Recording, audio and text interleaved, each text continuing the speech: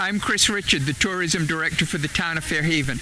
And today we are at the final week, the final Saturday of our Huddleston Marketplace. It's held on the lawn of the Fairhaven Visitor Center and Fairhaven High School, and we've been going every Saturday since the beginning of June this year.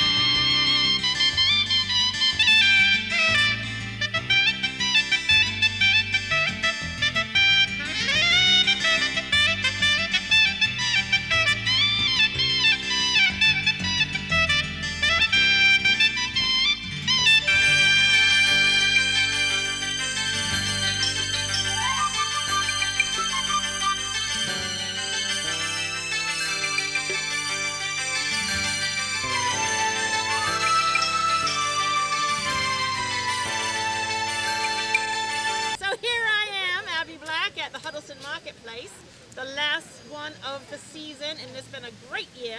I'm happy to be here. I love this town. I love piracy, and today is Talk Like a Pirate Day. So I want to hear it. Nobody's talking like a pirate. Can you talk like a pirate? Aye. Aye. Say aye, matey.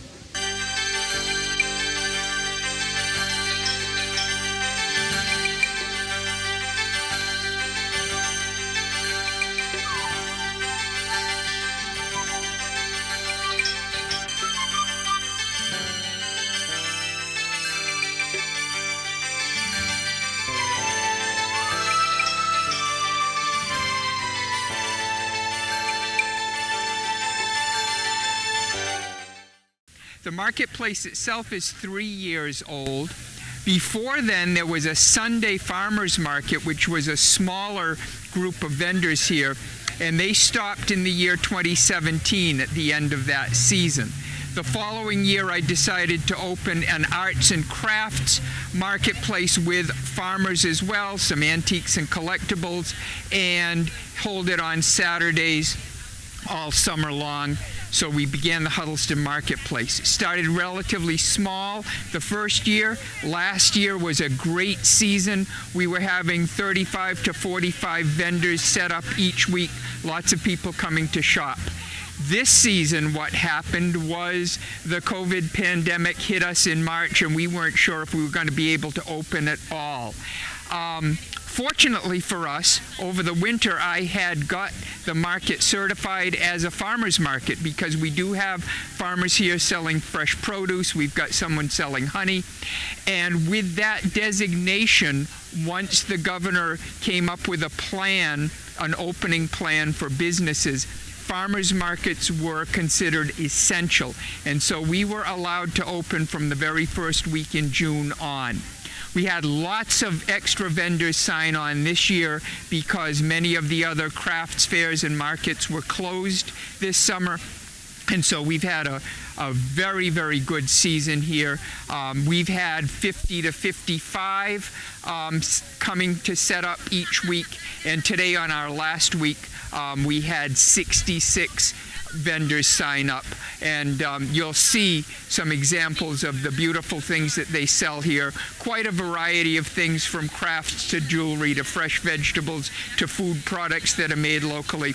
So we're looking forward to doing this again next year in 2021, and I hope you'll be able to join us. Hi, we're here with a local legend, Phil Palialogis, a true committed person to our community, a true human being, and a true friend of mine. Welcome, Phil. Thank you, Charlie. What a pleasure. And you're right, true friend. True friend. Connected heart to heart. And when somebody says legend, that usually means you're on your way down. Oh, not you. Not you. You're still on your way up and up and up. Let me tell you. Thank you. So, how did you get started in the broadcast industry? Blame a rainstorm. My mom reminded me of this not too long ago. At 97, she has a better memory than I do, Charlie. And she was saying, do you remember how you first started in radio in Hot Springs, Arkansas? And my story was different than hers. Because I guess over the years we manufacture these thoughts and we keep going over them. But she told me that it was during a rainstorm. We were living in Hot Springs, Arkansas. We were transferred from New York City to Arkansas, which was a culture shock, right? Oh, that. And I needed to find something to do, so I was looking for work on Main Street in Hot Springs, dropping off applications, filling them out, and it started raining, so I went under an awning, right, that was in front of this store. And when I turned around, it had on the door KZNG 1340. So, with the rain pouring down, I went inside, and that's how I got started. The secretary there said, "Can I help you, son?" And it's history from there. Well, almost. When he first hired me, I ran home and I said, "Mom, Dad, I am in radio." And they looked at each other. They said, "What? You're in radio?" "Yes, I got a job at the radio station." And he said to be there at 6 o'clock in the morning Saturday. And so my heart was pounding out of my chest, Charlie. Wow. When I got there early, the guy looked at me. He says, "Son, you must be a Yankee." He says, "You wearing sneakers?" I said, "Uh-huh." He says, "Well, I'm going to show you what you're going to do." I thought I was going to go on the radio and learn. So he took me through the building, out the back where the transmitter was, and 8-foot weeds around the transmitter. And he hands me the sickle or whatever it was. And he said, "Now I want you to start chopping around there and take down all of these weeds." And he said, "If you don't have a pair of cowboy boots, you better get some because the rattlers go for the ankles." At that point, I said, "Oh my gosh, what did I get myself into?" But that was how I got started. I see. In radio, Charlie. And now you're the voice of our community. Ah. Very glad that you're not in Arkansas anymore. Thank you. I had a person tell me that you spent some time on Talk America Radio Network. I did. Now, what's that all about? Wow. Well, this was when we owned the Shawmut Diner. And, of course, I was in radio since I was a kid, 16 years old. And I never gave it up when we got the diner. I always did part-time work, or I'd run up to Boston to fill in, And so one of my friends was running the Talk America Radio Network, Tom Starr. And one day he's calling me, it was about 4 o'clock on a Friday.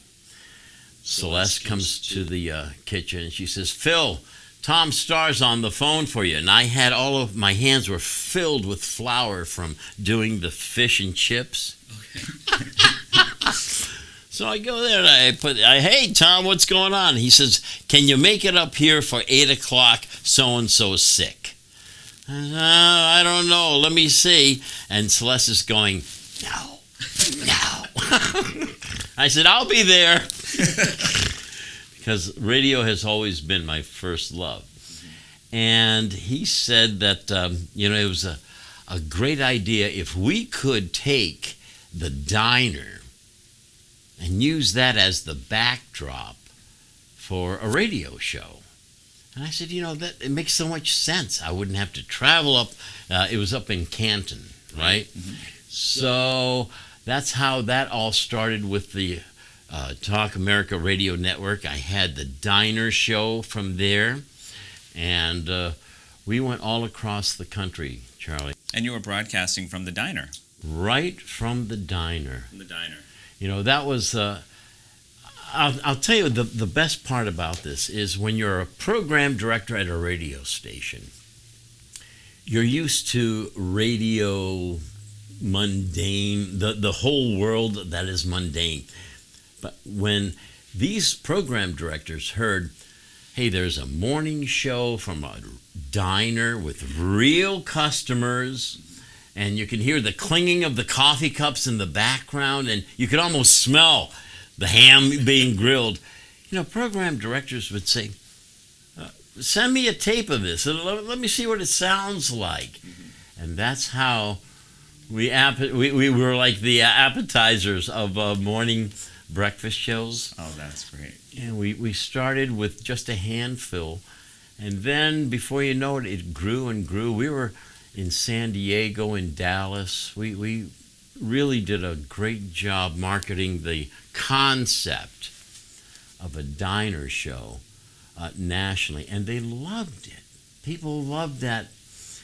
Well, you know, because you are a people person. You know the importance of a connection. Mm-hmm. Absolutely. Yep. That show connected with the farmers who were waking up in Terre Haute and with the people who are driving, you know, half stoned in L.A. You know, I hate to put it, but the contrast. Right. And there we were from a little diner broadcasting all over the country, Charlie. It was magnificent. Groundbreaking. It was. It was very groundbreaking. Yeah. So everyone loved the Shawmut Diner. You know, it was a staple in our community. But then it had its time. Yeah, you know, that's the toughest thing that I found in life, Charlie, is knowing when to put a period at the end of the sentence, turn the page symbolically, and start a new chapter in your life. Wow. You know, for people who are retiring or who know that feeling, I don't have to go any further. But when you're running a business, it's tough to say, okay, this is what we have to do because we're getting up there in age and whatnot. There's just a whole lot of emotions that go into it. And yeah, you know, every story has a chapter that has to end. And that's the toughest part. And you dedicated so much of your life. And Celeste, you know, it was a 24-hour day job, you know. Absolutely. 24 hours.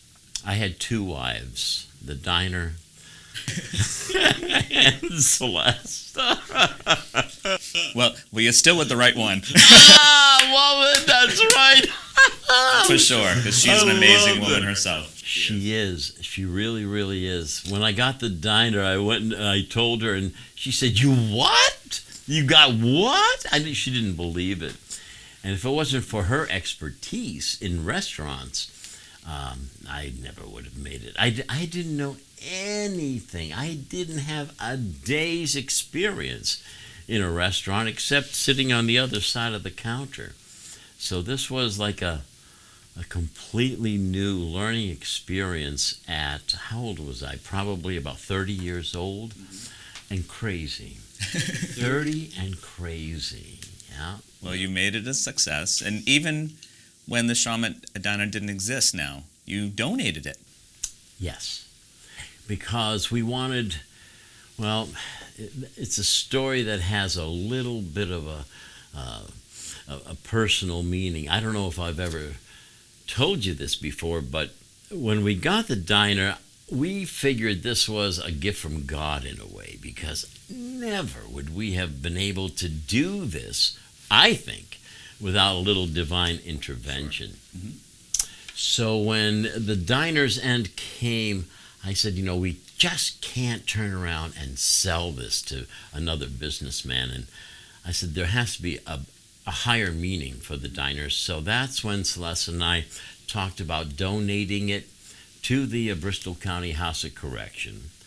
And we talked with the sheriff and said, is there a possibility that you can use the diner as kind of like an experiment for, you know, the inmates, teach them some kind of skill, Celeste was going to teach the girls the front of the diner, how to be a waitress and manage.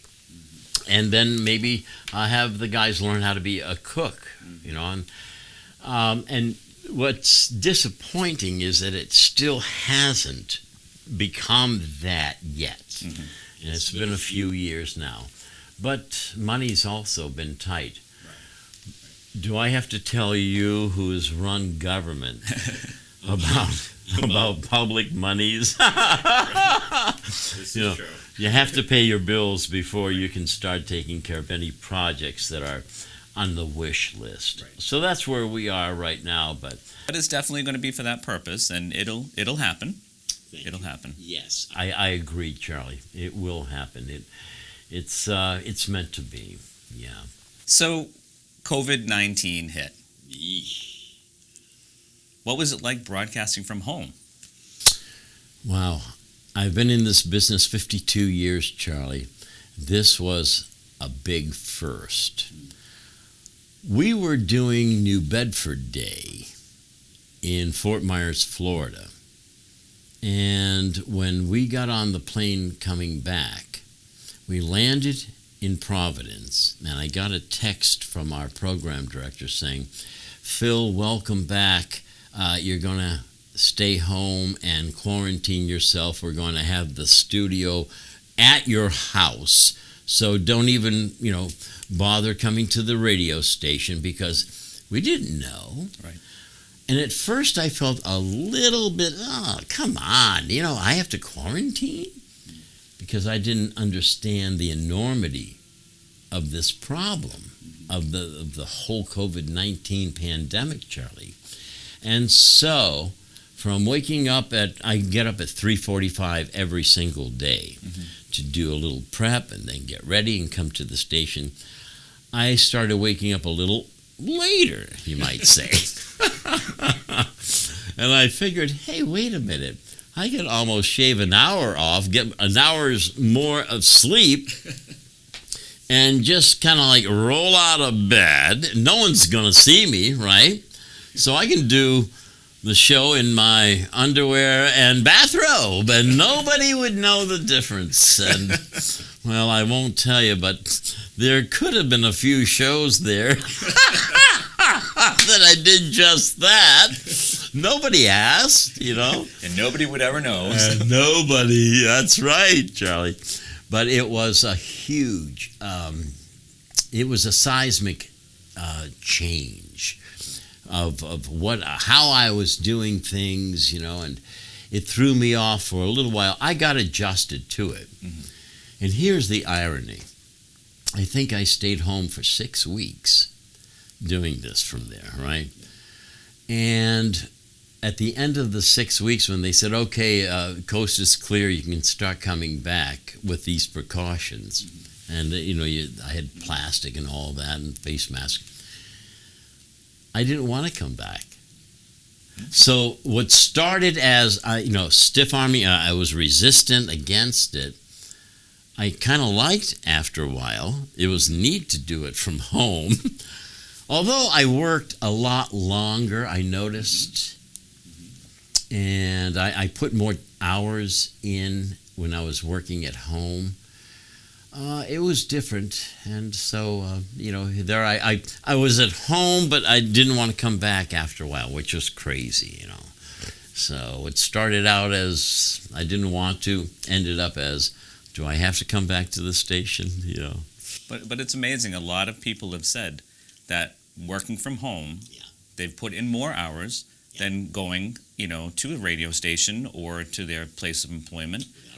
And it's just because you're home, so you do more. Yes. And then you put more demands on yourself to do more. Is that what they call weight? Demands on yourself? Well, the quarantine weight, what can you do? Yeah.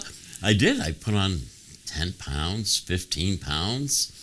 Then I'm taking off slowly. But, Well, you look great, Phil, so it's already come Charlie, off, so don't worry about that. You're the best. Thank you. But it was good that WBSM and yourself made sure that the communication still got out there.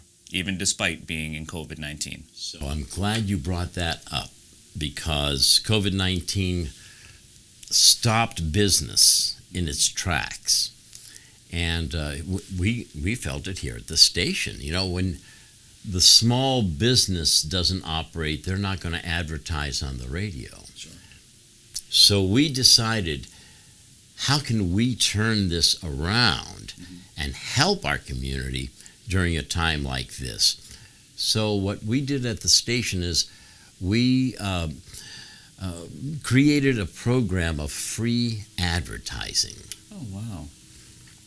So the companies, the businesses, the small mom and pops would get a hold of the station, and they would put together a package for them free of charge, just to let the community know, Charlie, that Riccardi's is still making pizzas, and they're still as delicious as ever. The only thing is they're for takeout only. And that whole concept of it's takeout only was a little strange to get across to our community. You know, everyone's used to going to a restaurant, sitting down, Right. or to a bar and having a brewski and whatnot. So that's how we, handled that problem here at the radio station. And it was our way of... You and WBSM stepped up and was able to do that for the local businesses who were really hurting at that time, and you got the word out that they're still open. That's management for you. That's the kind of forward thinkers they are. Absolutely. Yeah. That's and that's why it's such a pleasure to work for a company like this, because they are forward thinkers. They're community thinkers. They call them town square media, and it's not just a name. They truly do believe in that town square, that community idea. That's great. Yeah. So now that you're back in full production here, what is the average day like for a morning talk show host? Ooh. So the alarm goes off at 3:45 a.m.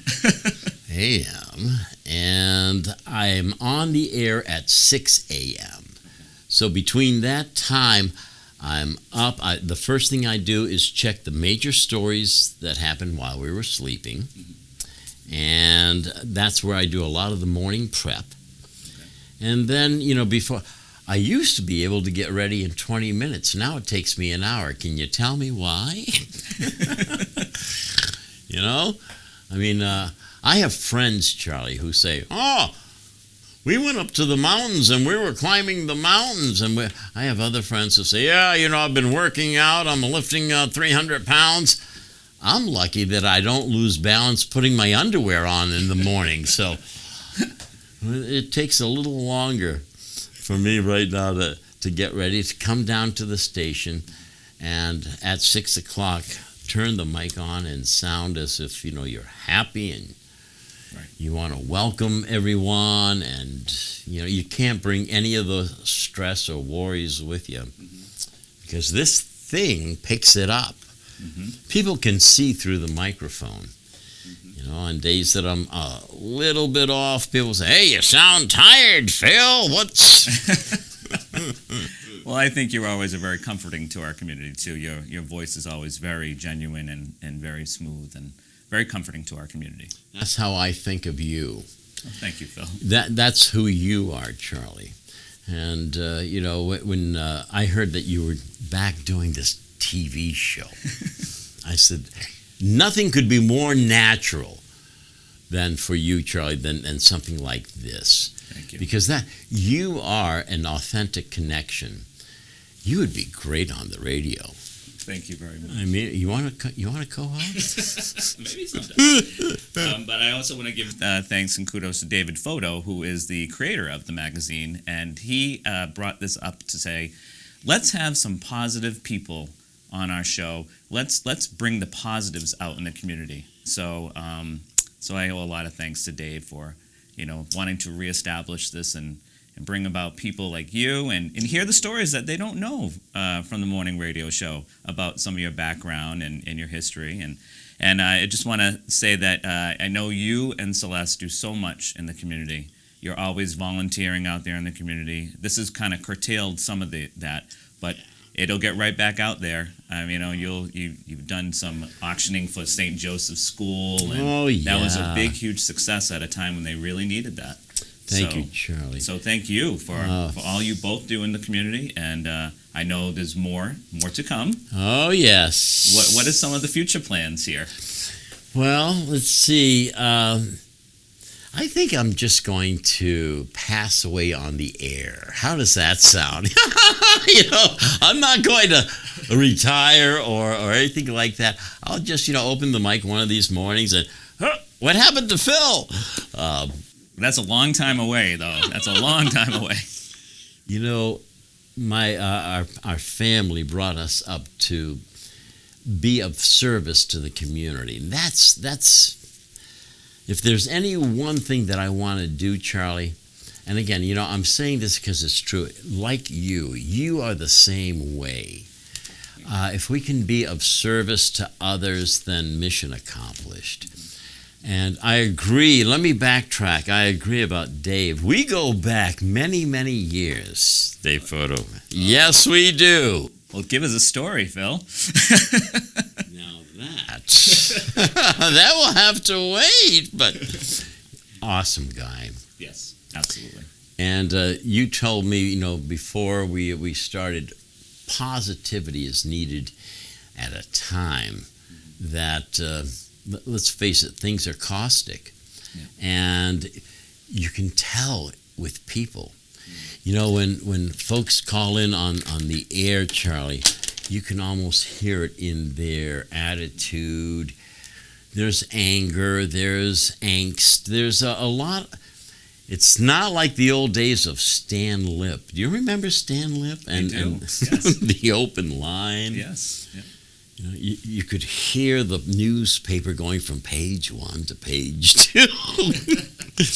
Nowadays, it's different. There's a difference out there, and I think it's our responsibility behind the microphone to balance it. Sure. You can't hide the what I call the real news. You have to present it. At the same time, you can present some good, positive things that bring out the best in our community and people. That's very, very important. That's. I agree, and there are so many positive things happening in our community, and we just want to share that. And I appreciate you every morning. Oh, making sure that you got the balance. You have that buddy. Balance. Thank you. And your TV show. That's what it does. Yes. It brings out, and if people like you don't bring it out, where people don't hear about it, right? Because let's face it, most of the media they don't specialize in good, happy, positive news. It's everything else. So there is a real importance in what you're doing with the TV show. Well, thank you, Phil.